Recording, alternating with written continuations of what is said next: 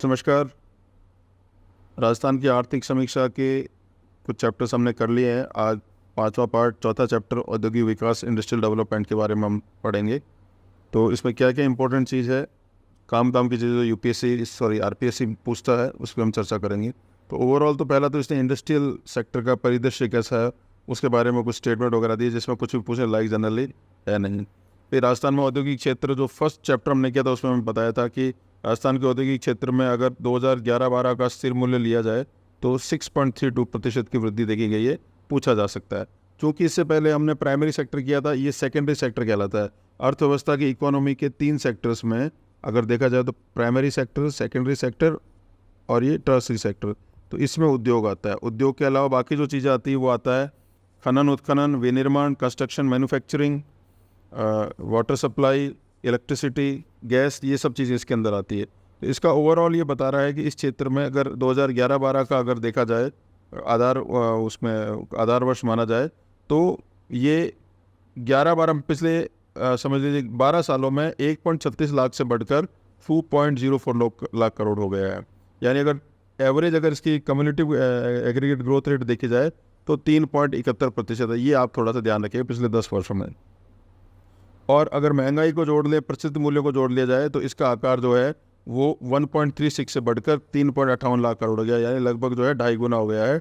इसकी जो growth rate रही है 9.18 रही। यानी महंगाई के आंकड़े जोड़ ली जाए प्रचलित आंकड़ों में और स्थिर मूल्य पर अगर देखा जाए तो आधार वर्ष के आधार पर। बाकी उसी को शो करने के लिए मैप बताया गया, तो इसको पढ़ने की आवश्यकता नहीं है आपको।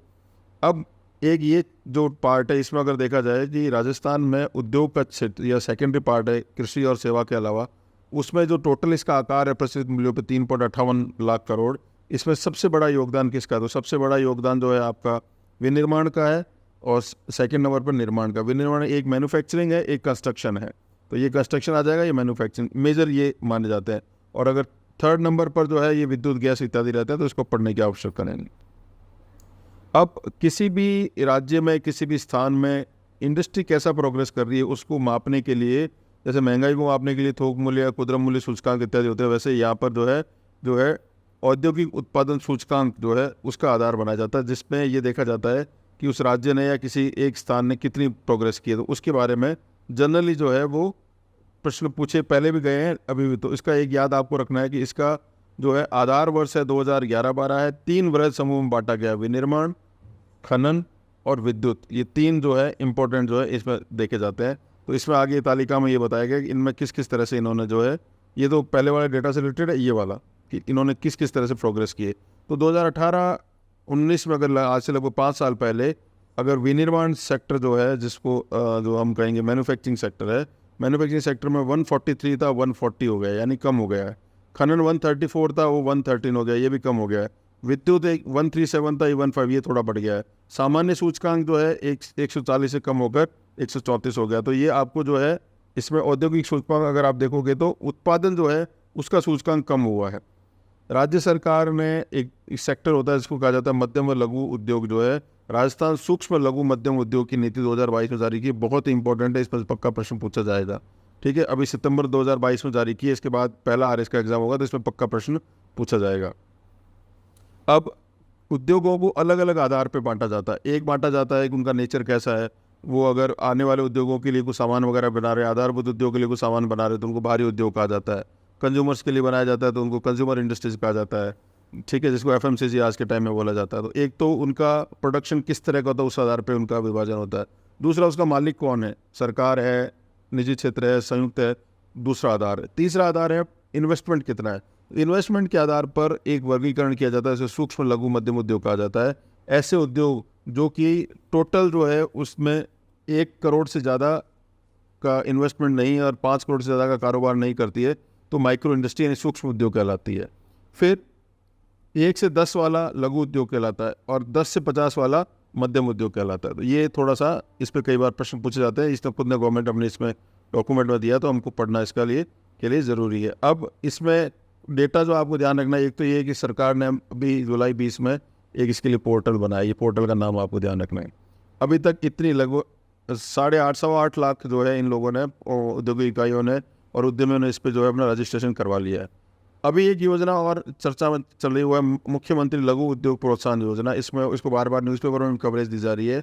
तो इसमें क्या खास बात है, 10 लाख करोड़ रुपए तक का ऋण उपलब्ध करवाया जाएगा और इसमें अलग अलग प्रकार से सब्सिडी दी जाने की बात है। तो इस योजना के अंतर्गत उद्यमों को 50 लाख रुपए तक का ऋण होगा, तो उसमें 8%, 5 करोड़ वाले में 6%, 10 करोड़ वाले में 5% तक का अनुदान दिया जाएगा। तो सब्सिडी बेस्ड ये तो ज़्यादा से ज़्यादा लोग जो है अपनी उद्यमिता को आगे बढ़ाएं और अपना इंडस्ट्री वगैरह स्टैब्लिश करें।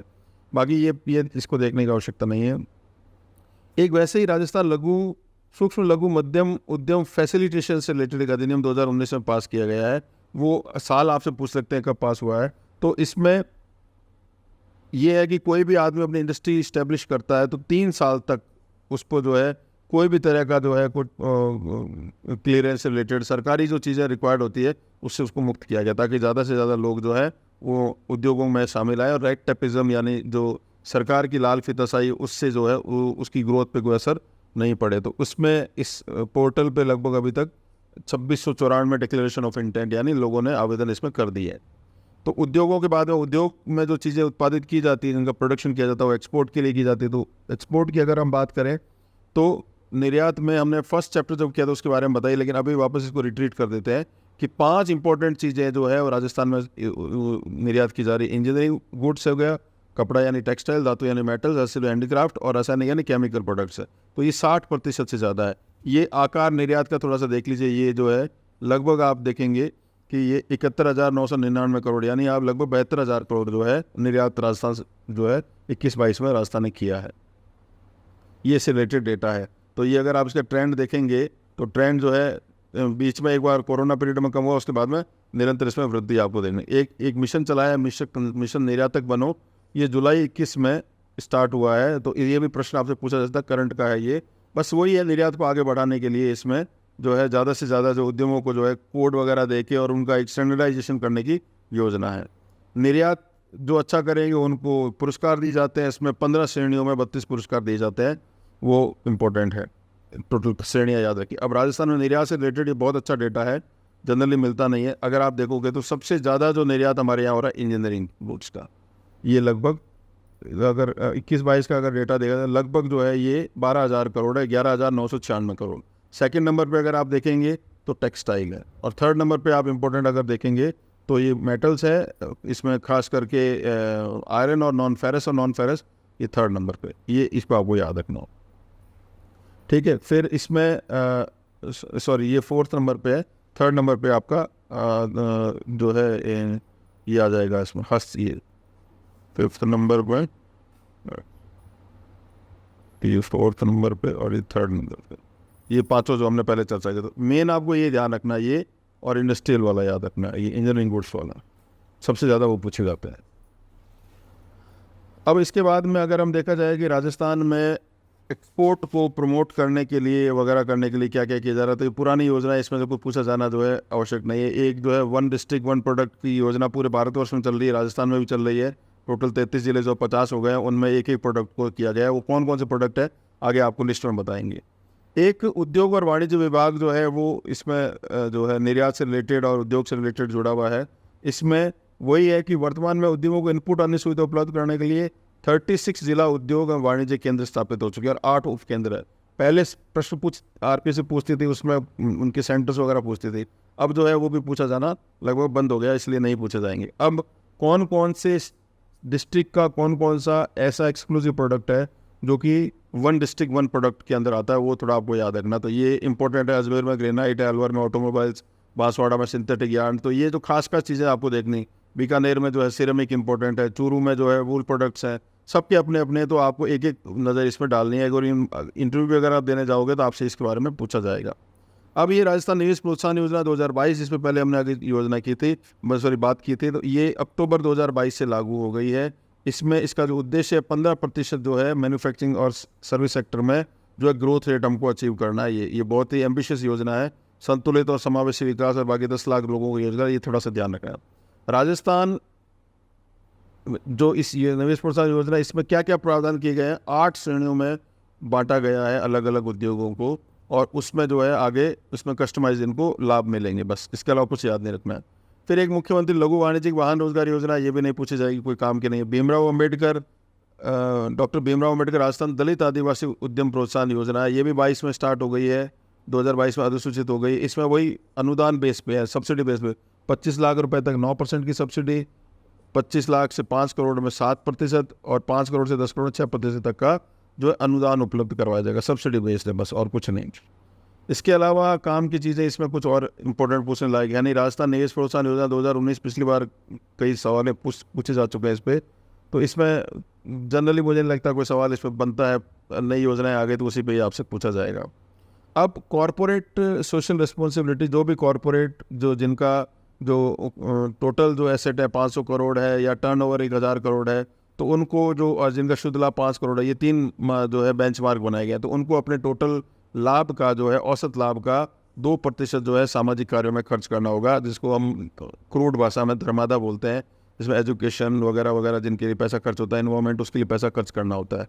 तो राजस्थान में अभी तक जो है इस पोर्टल पर, जो इस कॉर्पोरेट सोशल रिस्पॉन्सिबिलिटी जो सामाजिक दायित्व का जो पोर्टल है, 117 कॉर्पोरेट्स, 21 राजकीय विभाग, क्योंकि वो भी बिजनेस करते हैं, और 270 जो है क्रियान्वयन एजेंसियां और 8 सेवा प्रदाताओं ने अपना जो है पंजीयन कराया। ये डेटा आपको याद नहीं रखना है, बस सिर्फ आपको बताने के लिए बताया जा रहा है। तो अभी बस ये याद रखना है CSR में टोटल कितना खर्च हुआ है, ये 500 करोड़ से भी कम हुआ है, 493 करोड़, बस ये थोड़ा सा आपको ध्यान रखना है। इसके अलावा बाकी इसमें अभी कुछ और पूछे जाने लायक नहीं है। एक जो है राजस्थान में जो ब्यूरो ऑफ इन्वेस्टमेंट प्रमोशन जो है, निवेश संवर्धन ब्यूरो है, ये भी पुराना है लेकिन फिर भी थोड़ा ध्यान रखिएगा, 1991 में स्थापित हुआ है। मेन ये है कि जो 10 करोड़ से अधिक वाला निवेश होता है उसके लिए सेक्रेटरी लेवल की कमेटी होती है, वो उसको हेल्प करेगी, उसको फैसिलिटेट करेगी, बस ये ध्यान रखना है। इन्वेस्टमेंट के लिए समय समय पर जो है मीट बुलाई जाती है, सेमिनार बुलाए जाते हैं। तो इन्वेस्ट कनेक्ट प्रोग्राम जो है ये बुलाया गया था, लेटेस्ट जयपुर में बुलाया गया था सितंबर 2022 में। तो इसमें जो है जो ये दिया गया, अक्टूबर 22 में Jaipur exhibition convention centre Sitapur में आयोजित किया गया था। कोई बहुत इंपॉर्टेंट पूछे जाने लगे, बस ये है कि 4000 इसमें पार्टिसिपेंट थे, और कई परियोजनाएं वगैरह में इन्होंने ये माना है कि लगभग 10.44 लाख करोड़ रुपए के जो है इन्वेस्टमेंट और MOU जो है वो साइन हुए हैं। ये हर बार होते हैं, कोई बहुत ज़्यादा इन्वेस्टमेंट आता नहीं है, फ्रक्टिफाई नहीं हो पाता है वो। तो इन्वेस्टमेंट से रिलेटेड अलग अलग डिपार्टमेंट के पास नहीं जाना पड़ रहा है, इसलिए एकल खिड़की क्लियरेंस, सिंगल विंडो जो है उसकी व्यवस्था की गई है। इसमें सरकार के 15 विभाग, 140 सेवाएं जो है वो एक जगह कॉन्फ्लुएंस कर दी गई है। फिर राजस्थान के उद्योगों से रिलेटेड कई संस्थान है, उनमें एक सबसे इंपॉर्टेंट संस्थान है जिसका नाम है रीको। रीको जो है ये शीर्ष संस्थान है उद्योगों को वो इन्वेस्टमेंट इत्यादि देने के लिए जो है, और यही इंडस्ट्रियल पार्क एटसेट्रा जो है डेवलप करती है। तो हमारे यहाँ बेसिक जो इंफ्रास्ट्रक्चरल जो विकास की बात होती है या इंडस्ट्रियल इंफ्रास्ट्रक्चर को बढ़ाने के लिए रीको जो है सबसे बड़ी संस्थान माने गए हैं। तो इसने अभी माना गया है कि वित्तीय वर्ष 2022-23 में 8 औद्योगिक क्षेत्रों को जो है इसमें चिन्हित किया है, इसमें ये दिया गया है। इसमें वित्तीय वर्ष 22-23 में रीको द्वारा 8 नए औद्योगिक क्षेत्रों, चित्तौड़गढ़ जिले में तेजपुर, जैसलमेर में बढ़ियाना, बांसवाड़ा जिले में आसपुर, जोधपुर में खुडियाल बोरानाडा, चिटलिया, नागौर जिले में गोल्ड, हरसोर, ये जो क्षेत्र है ये ध्यान रखना है, इंपॉर्टेंट, इसमें पूछे जा सकते हैं। ये रीको इसको डेवलप कर रहा है। वित्तीय सहायता तो देती है, कोई इसमें नई चीज़ नहीं, इसलिए कुछ ज़्यादा पूछे जाने लायक इसमें नहीं है। इसके अलावा और भी संस्थान हैं, और भी रीको काम करता है, वो आगे आपको बताता हूँ। इसमें सबसे इंपॉर्टेंट है रीको क्या करती है, special zone, special industrial parks वगैरह को डेवलप करती है। इसमें एक इंपॉर्टेंट है एग्रो फूड पार्क्स, यानी फूड बिजनेस के लिए इसमें 4 फूड पार्क्स जो है स्थापित हुए हैं। इसमें कोटा, बोरानाडा, जोधपुर, अलवर और श्रीगंगानगरी, याद रखना है आपको। इसके अलावा औद्योगिक क्षेत्र तिवरी में के पास में 33 हेक्टेयर का कृषि एवं खाद्य प्रोसेसिंग जोन इस्टेब्लिश हो रहा है। बहुत ही इंपॉर्टेंट, इसमें सवाल पक्के आते हैं, हर बार आते हैं। जापानी क्षेत्र जोन है, इसमें इंपॉर्टेंट ये है कि अलवर के पास में, निमराना के पास में रीको द्वारा जो एक औद्योगिक पार्क स्थापित किया जा रहा है, जो कि इसमें जापानीज़ कंपनी ज़्यादा से ज़्यादा होंगी। तो इसमें कौन कौन सी, निसिन, मित्सुई, डाइकिन, डाइचिनी कलर, एक बार प्री में पूछा गया पर सवाल है। तो लगभग 46 यूनिट काम कर रही है यहाँ पे। इसके अलावा अलवर जिले में गिलोट में एक इंडस्ट्रियल पार्क डेवलप हो रहा है, वो भी जो है जापानीज़ जो है उसमें इन्वेस्टमेंट कर रहे हैं। इसके अलावा रीको जो है स्पेशल इकोनॉमिक जोन विशेष आर्थिक क्षेत्र जो होते हैं उसमें काफ़ी तरह की सुविधाएं आधारभूत भी दी जाती है और गवर्नमेंट का इंटरफेरेंस कम होता है ताकि ज़्यादा से ज़्यादा प्रोडक्शन हो और एक्सपोर्ट ओरिएंटेड ज़्यादा चीज़ें और राज्य में पैसा आए, उसके लिए रिको कार्यरत रहता है। तो विशेष आर्थिक क्षेत्र जो है, 2 विशेष आर्थिक क्षेत्र स्थापित किए जो मल्टी प्रोडक्ट है। इसमें एक है जेम्स एंड ज्वेलरी प्रथम, और दूसरा जो है प्रथम अद्वितीय 2 फेजेज में किया गया है। सीतापुरा औद्योगिक क्षेत्र जयपुर में स्थापित किया गया है। इसके अलावा महिंद्रा ग्रुप ने अलवर के पास जयपुर के पास में एक महिंद्रा वर्ल्ड सिटी स्थापित करने के लिए लगभग 6,000 करोड़ रुपए का इन्वेस्टमेंट किया। ये आपको थोड़ा सा ध्यान रखना है। फिर राजस्थान में बहुत से मिनरल हैं, बिल्डिंग स्टोन मिनरल है, इसके लिए स्टोन मार्ट वगैरह लगता रहता है, तो इसमें कुछ इंपॉर्टेंट नहीं, कुछ पूछे जाने लायक, ये भी आपको ध्यान रखना है। इसके अलावा रिको के अलावा सेकेंड इंपॉर्टेंट संस्थान है वो राष्ट्रीय लघु उद्योगों के लिए, तो ये 1961 में स्थापित हुआ। ऐसे लघु उद्योग या कोई नई तकनीक के साथ आते हैं उनको ये हेल्प करता है, उनको भी ये जो है फंडिंग वगैरह जो है उपलब्ध करवाता है। बस छोटे उद्योगों में अगर आप देखोगे तो राजस्थान में हस्तशिल्प हैंडीक्राफ्ट का बहुत बड़ा काम है, तो ये नई नीति 2022 में आई है, बहुत इंपॉर्टेंट, इसमें सवाल पूछा जा सकता है। इसमें नई टेक्निक मार्केटिंग के लिए, फाइनेंशियल असिस्टेंस के लिए, सोशल सिक्योरिटी के लिए जो है ये की बात की गई है राजस्थान हस्तशिल्प नीति के अंदर। ऐसे हस्तशिल्प जो लुप्त होते जा रहे हैं, एक्सटेंट होते जा रहे हैं, उनको वापस अपलिफ्ट करने की बात की गई। तीसरा संस्थान है राजस्थान वित्त निगम। सवाल पूछे जाने की संभावना बहुत कम है, 1955 में स्थापित हुआ है। बस रिको का आपको थोड़ा सा मेन ध्यान रखना है, ये वो फाइनेंसिंग का काम करता है RFC, तो इसमें सवाल पूछे जाना जो है लगभग जो है न के बराबर है। एक और जो है युवा उद्यमिता प्रोत्साहन योजना जो है, यंग एंटरप्रेन्योर्स को प्रमोट करने की योजना जो है वो 2013-14 से स्टार्ट हुई है। इसमें पुरस्कार वगैरह भी दिए जाते हैं, तो वही इसमें राज्य सरकार इसमें लोन देती है 1.5 करोड़ रुपए तक की, और इसमें 6% तक का ब्याज का अनुदान दिया जाता है। इंटरेस्ट सबवेंशन स्कीम बोला जाता है इसमें, ठीक है। और अधिकतम आयु जिसमें तय की गई है 45 वर्ष, युवा जो इससे नीचे वाले युवा माने जाएंगे। राजस्थान के इंडस्ट्रियल क्षेत्र में अगर देखा जाए तो दिल्ली से बॉम्बे जो डेडिकेटेड फ्रेट कॉरिडोर बन रहा है, उसके इर्द गिर्द उसकी पेरीफेरी में इंडस्ट्रियल कॉरिडोर बनाया जाएगा। इस पर भी सवाल RS मेंस में पूछा गया है। तो ये दिल्ली के पास में उत्तरी यूपी में दादरी करके जगह है, वहाँ से लेके और जवाहरलाल नेहरू नवा सेवा पोर्ट को जोड़ेगा। इसकी कुल जो है लेंथ, जैसे ये इंडिया में दिल्ली से अगर बॉम्बे की तरफ आप जाओगे तो बहुत सा क्षेत्र राजस्थान से होकर गुजरेगा। कुल लंबाई इसकी 1504 है, राजस्थान में 38% का जो इसका क्षेत्र है, ठीक है। और इसमें अगर आप देखोगे कि ये जो इंडस्ट्रियल कॉरिडोर बनेगा, ये बनेगा जो डेडिकेटेड फ्रेट कॉरिडोर बनेगा, जो मालगाड़ियों के लिए ही डेडिकेटेड पटरियां बनाई जाएगी। ट्रैको लगभग बन चुका है, ऑलमोस्ट जो है उसका एग्जीक्यूशन हो चुका है, उसमें काफ़ी ट्रेन चल भी रही हैं। उसकी 150 किलोमीटर के प्रभाव क्षेत्र में जो है वो इंडस्ट्रियल इस्टेब्लिश की जाएगी। उसका पहला चरण जो है वो अलवर के पास में खुशखेड़ा भिवाड़ी नीवराना में ये क्षेत्र बनाया गया है। और दूसरा, पहले चरण का दूसरा जो पार्ट है इसमें वो है जोधपुर पाली मारवाड़, वहाँ बनाया जाएगा। ये 2 नोड्स हैं, पहला नोड्स, दूसरा नोड्स है। इन दोनों नोड्स के विकास के लिए एक स्पेशल पर्पज व्हीकल यानी कंपनी टाइप बनाई गई है, जिसमें एक तरफ तो है राजस्थान इंडस्ट्रियल डेवलपमेंट कॉरपोरेशन जो है वो है, दूसरी तरफ बाकी कंपनियां जो रहती है। तो ये इसको डेवलप करने के लिए ये विशेष स्पेशल पर्पज व्हीकल बनाया गया है 15 मार्च 2022 में। बहुत ही इंपॉर्टेंट, इस पर सवाल पूछे जाने की पूरी संभावना है। तो पहला नोड जो है कुशखेड़ा भिवाड़ी नीमराना 165 वर्ग किलोमीटर का है, अलवर जिले के अंदर है। 43 गांव इसके अंतर्गत आते हैं। लगभग 532 हेक्टेयर भूमि है, यानी जो है आप इसको मल्टीप्लाई बाय जो है 6 बीघा कर लो, तो लगभग जो है 3000 बीघा के आसपास का क्षेत्र रहेगा ये।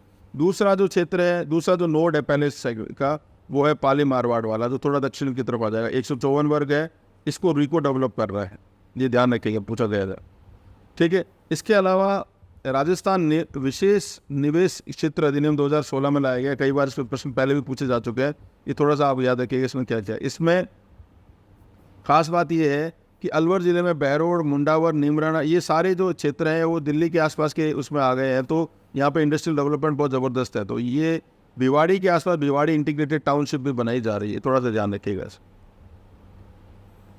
फिर उद्योगों की अगर बात करी जाए तो खादी व ग्रामोद्योग की बात होती है। खादी व ग्रामोद्योग जो है वो भी एक इंडस्ट्री का प्रकार है, लेकिन इसमें कोई बहुत ज़्यादा सवाल पूछे जाए तो ऐसा कोई मतलब प्रश्न दिखाई नहीं दिया मेरे को इसके अंदर कोई पॉइंट है। तो अगर आप सरसरी निगाह से देखेंगे तो एक नज़र डाल दें, सवाल पूछे जाने की संभावना कम है। फिर इंडस्ट्री के बाद में इंडस्ट्रियल जो फैक्ट्रीज़ हैं उनसे संबंधित समय समय पर अधिनियम वगैरह बनते रहते हैं, खासकर मजदूरों की कार्य करने की दशा के बारे में। तो ये अंग्रेज़ों के समय से बनते आए हैं। वैसे जो है वो कारखाना अधिनियम 1948, बॉयलर अधिनियम 1923, मजदूरी भुगतान अधिनियम 1936, और ये अलग अलग जो है एक्ट, इनके सिर्फ साल आपको याद रखने हैं भाई। उनको काम करने की अच्छी दशाएं प्राप्त होनी चाहिए, जैसे हमारे संविधान में जिसका वर्णन है, वो थोड़ा सा आपको ध्यान रखना है। सेकेंडरी सेक्टर में विनिर्माण और उद्योग के बाद में तीसरा जो क्षेत्र जो आता है वो आता है खनन क्षेत्र, जो है mines and minerals. Mines and minerals में अगर आप फर्स्ट चैप्टर याद करेंगे तो राजस्थान में 81 खनिज प्रकार के खनिजों के भंडार है, जो 58 का जो है खनन अभी किया जा रहा है। इसमें जो मेजर है, जब भी खनिज बांटे जाते हैं तो दो प्रकार से बांटे जाते हैं, धात्विक और गैर धात्विक। धात्विक को भी फिर बांटा जाता है फेरस और नॉन फेरस, लोह और अलोह।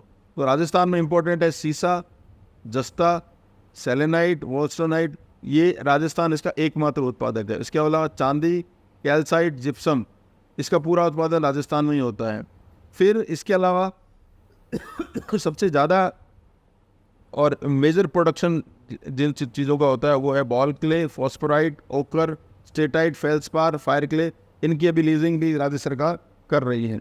और राजस्थान एक बहुत बड़ा सेंटर है बिल्डिंग स्टोन्स का, जिसमें खास करके आ जाता है संगमरमर, सैंडस्टोन यानी बलुआ पत्थर और ग्रेनाइट, बहुत इंपॉर्टेंट है। और तीसरा जो इंपॉर्टेंट चीज़ यहाँ से जो निकलती है वो निकलती है सीमेंट ग्रेड का लाइमस्टोन निकलता है, और स्टील ग्रेड का निकलता है सोनू जैसलमेर में, जो कि पूरे भारतवर्ष में सप्लाई होता है, खास करके सेल और टिस्को की जो सेल स्टील के कारखाने वहाँ पर। और जो सीमेंट का है उसके लिए अलग अलग जगहों पर राजस्थान में बहुत से सीमेंट के कारखाना है, और वहाँ पर राजस्थान जो है इसी के बलबूते जो है सबसे बड़ा प्रोडक्शन हब बन गया है सीमेंट का। अभी इन खनिजों के लिए 169 पट्टे सरकार जो है वो खनन पट्टे जारी कर रही है, जिसमें सेकेंडरी या उसके लिए 15,000 है, और बाकियों के लिए जो है 17,000। ये डेटा आपको याद नहीं रखना है, इतनी चीज़ें याद नहीं रख पाओगे आप। बस ये थोड़ा सा ध्यान रखिए कि 8,000 करोड़ का लक्ष्य था राजस्व खनिज से राजस्थान सरकार को रॉयल्टी से, जिसमें लगभग 4,880 करोड़ रुपए सरकार जो है दिसंबर में कमा पाई। बस ये थोड़ा ध्यान रखिएगा। बाकी जो खनिजों से रिलेटेड पूछने लायक ये है कि अच्छा, खनिज जहाँ से निकलते हैं उस क्षेत्र का विकास नहीं होता, तो केंद्र सरकार ने डिस्ट्रिक्ट मिनरल फाउंडेशन स्कीम निकाली है, जिसमें ये कहा गया है कि जो खनिज निकलेगा किसी एक क्षेत्र विशेष से, उसका कुछ प्रतिशत जो है वहाँ पर खर्च होगा वहाँ की जनता के लिए। तो राजस्थान में 33 जिले हैं, तो 33 में जो है डिस्ट्रिक्ट लेवल पर जिला खनिज फाउंडेशन ट्रस्ट की स्थापना होगी, जो कलेक्टर जनरल इसको देखता है। फिर ये एक जिसको बोला था एम सैंड पॉलिसी, मतलब बजरी को जो एम सैंड कहा जाता है, इसमें समय समय पर इन्वायरमेंट से रिलेटेड कंसर्न आते रहे हैं, तो इसमें सर्वोच्च न्यायालय ने और हाई कोर्ट ने काफ़ी इंटरवीन किया है। इसी के तहत सरकार ने जो एम सैंड पॉलिसी अधिसूचना 2021 में जारी की है, और इसमें इसको उद्योग का दर्जा दिया गया है, थोड़ा सा ध्यान रखिएगा। ठीक है, इसमें यह कहा गया है कि जो भी राजकीय निर्माण इत्यादि होंगे तो उसमें 25% न्यूनतम एम सैंड का जो है उपयोग अनिवार्य जो है मैंडेटरी कर दिया गया है। राजस्थान में खनिज से रिलेटेड एक संस्थान है राजस्थान का PSU, उसको RSMML कहा जाता है। बेसिकली उसकी स्थापना जो है वो 1960 के दशक में हुई थी, लेकिन बाद में विधिवत रूप से 2 संस्थानों को मिला के, वो जो आपको ज्योग्राफी पढ़ेंगे जब बताएंगे, उसकी स्थापना जो है 1974 में की गई है। RSMM का जो मुख्य काम जो है वो राजस्थान सरकार का सार्वजनिक उद्यम है, सरकारी उद्योग है, जो ये काम करता है कि जो खनिज है उन खनिजों का एक्सट्रैक्शन करके उनको बेचना। तो 4 इसके मेन सेक्टर हैं। एक तो है जहाँ पर जो रॉक फॉस्फेट निकलता है, जामर कोटड़म, एक बड़ा सेंटर इसका, ये सबसे ज़्यादा पैसा इसी से मिलता है इसको। सेकंड नंबर पर है जिप्सम, वो बेसिकली बीकानेर में लोकेटेड। फिर है लाइमस्टोन जो है वो जोधपुर में इसका सेंटर है, और लिग्नाइट और बाकी जो है वो उसका जयपुर। ये इंपॉर्टेंट थोड़ा सा आपको ध्यान रखना पड़ेगा। अब आप देखिए, अगर राजस्व की दृष्टि से देखा जाए तो रॉक फॉस्फेट से 687 करोड़ रुपए कमा रहा है RSMM, और सेकंड नंबर पर लिग्नाइट से कमा रहा है 292 करोड़। उसके बाद में जो बाकी वाले जो है लाइमस्टोन वगैरह 170 करोड़ रुपए कमा रहा है। ये थोड़ा सा ध्यान रखना आपको, सबसे ज़्यादा ये सेकंड ये और थर्ड ये। खनिज के बाद की बात अगर की जाए तो फिर पेट्रोलियम और गैस भी उसमें आता है। तो इसमें भी डेटा सरकार का डेटा है, ये खुद बोल रहा है 5% कच्चा तेल का खपत जो है पूरे विश्व का भारत में होता है।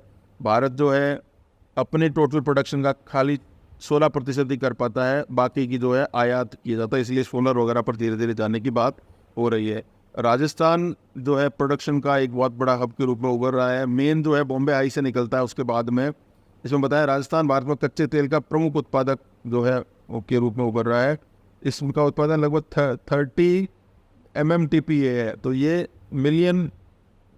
Matric million ton per annum जिसको बोला जाता है, वो राज्य जो है 20% का योगदान देता है, और बॉम्बे हाई जो है लगभग 40% का देता है, इसलिए दूसरा सबसे बड़ा उत्पादक है, ध्यान रखिएगा आपको।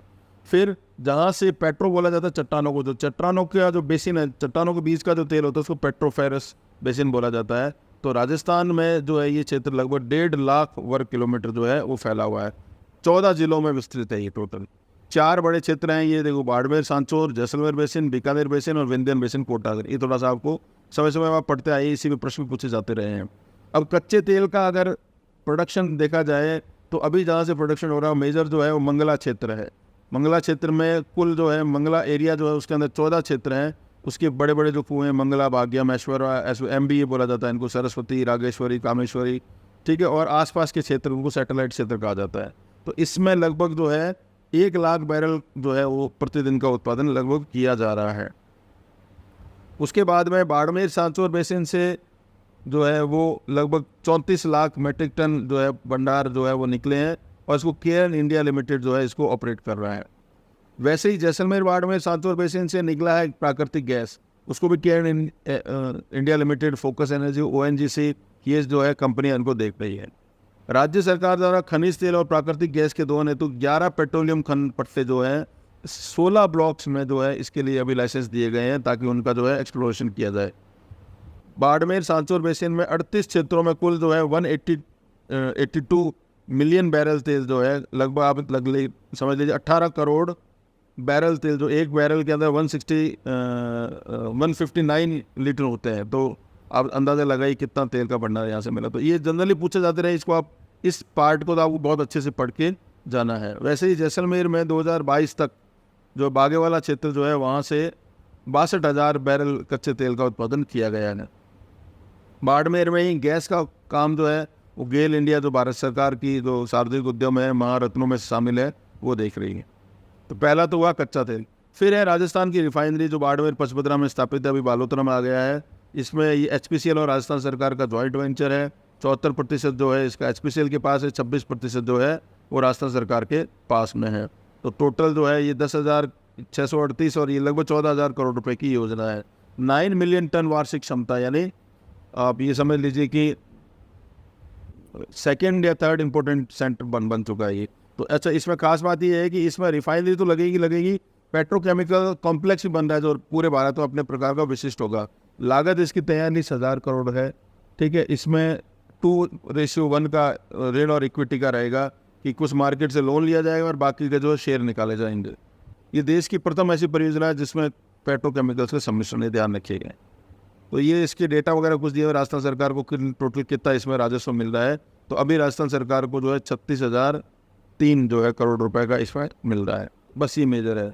जब भी इंडस्ट्री की बात होती है तो लेबर की बात होती है। लेबर से रिलेटेड कुछ भी ऐसा नहीं है जिससे आपसे कोई सवाल पूछा जाए जो इकोनॉमिक रिव्यू में दिया गया। तो इस पार्ट को आप तोड़ भी सकते हो। फिर इसके बाद रोज़गार की बात आती है। तो एक ये रोज़गार संदेश जो है, जब इनसे तैयारी लोग कर रहे हैं तब से उनके बारे में सुनते हैं। एक ये थोड़ा सा तालिका टेबल ध्यान देने लायक है कि जो भी रोज़गार मिलता है, नियोजन जो मिलता है, वो सरकारी क्षेत्र और निजी क्षेत्र की जब तुलना की जाती है तो आप ये देखोगे टोटल नियोजित जो जिसको बोला जाता है क्लाइंट जिनको एम्प्लॉयमेंट मिला वो सार्वजनिक क्षेत्र है। लगभग 9.86 करीबन जो है 10 लाख लोगों को रोज़गार मिला है सरकारी और सार्वजनिक क्षेत्रों में। निजी क्षेत्र में 4.32, बाकी रिपोर्टेड नहीं है। टोटल जो है 11.18। ये डेटा आपको याद रखना है। रोज़गार से संबंधित मुख्यमंत्री युवा संबल योजना फरवरी 2019 में स्टार्ट हुई है। भत्ता जिसके तहत मिल रहा है 4,000 रुपये और बाकी जो ससेप्टेबल सेक्टर है उनको 4500 रुपये दिया जाता है। ये डेटा अगर आपको याद रहे तो रख सकते हो।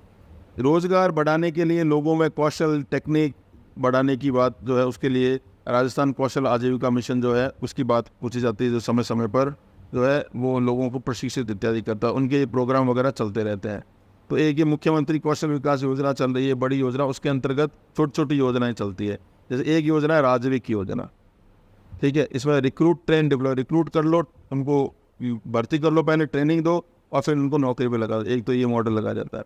एक उनको सक्षम योजना, ये स्वरोजगार मॉडल है। आपसे पूछा जा सकता है राजविक मॉडल क्या है। ये सक्षम योजना क्या है? स्वरोजगार, आपने उनको ट्रेन किया और उनको बोला आप अपना खुद का बिजनेस करो। समर्थ योजना जो है बिल्कुल जो हाशिए पर है, सबसे गरीब लोगों उनके लिए है। तो इनके ये नाम जरूर याद रखना, राजविक, सक्षम और समर्थ, ये आपसे पूछे जा सकते हैं। मुख्यमंत्री युवा कौशल योजना जो है वो वही है, महाविद्यालयों कॉलेजेस में लोगों को स्किल डेवलप कर लिया जाए। ये नवंबर 2019 में स्टार्ट हुई है योजना, थोड़ा बहुत इसके बारे में पढ़ना चाहो तो पढ़ सकते हो। अब ये जो योजना है इसमें इसके अलावा एक दीनदयाल उपाध्याय कौशल है, पुरानी योजना हो सकती है, इसमें कुछ भी जो है पूछने लायक नहीं, इसको आप छोड़ सकते हैं इस पार्ट को।